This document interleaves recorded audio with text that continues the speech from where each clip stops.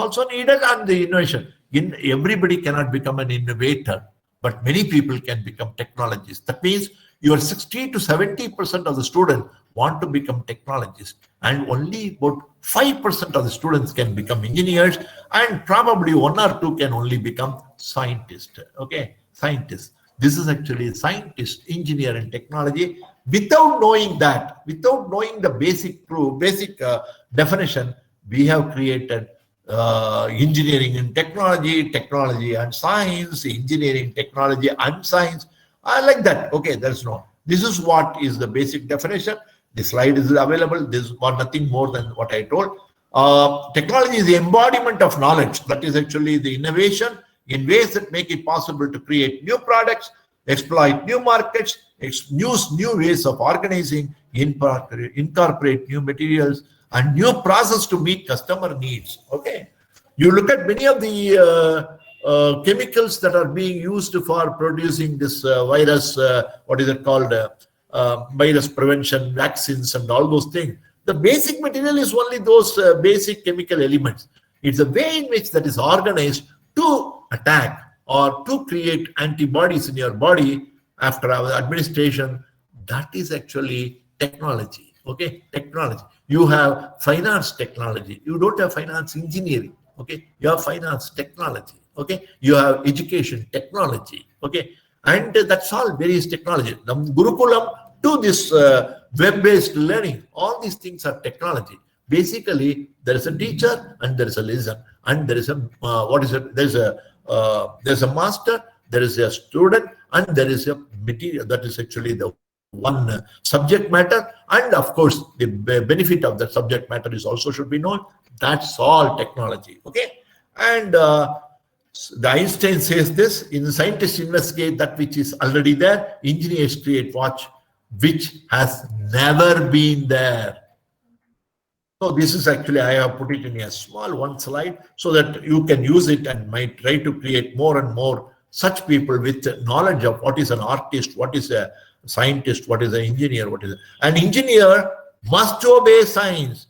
A scientist must obey physical laws. A technologist must obey the creativity, but an artist has no boundary. You can mix English, Telugu, Kannada, and Tamil and Hindi in one song and say you are the best singer creation of the song. Okay, that's actually. But all these things look for experimentation.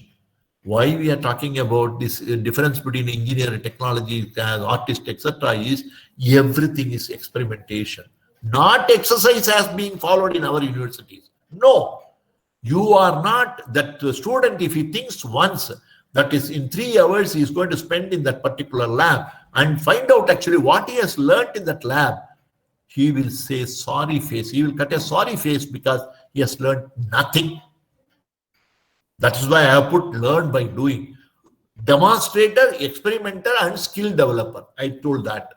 That is, experimentation provides that. Experimentation is a great thing. I have done it in about 100 labs in all over the place, including KL University. I've done some of the things, and probably some people have accepted, many people have not accepted. I don't care.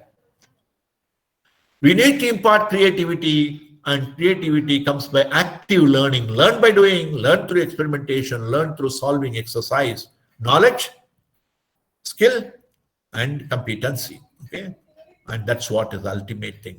I need competent engineers in the marketplace. I don't need engineering degree holders. I need competent engineer. You should have the knowledge. You should have the today's tool.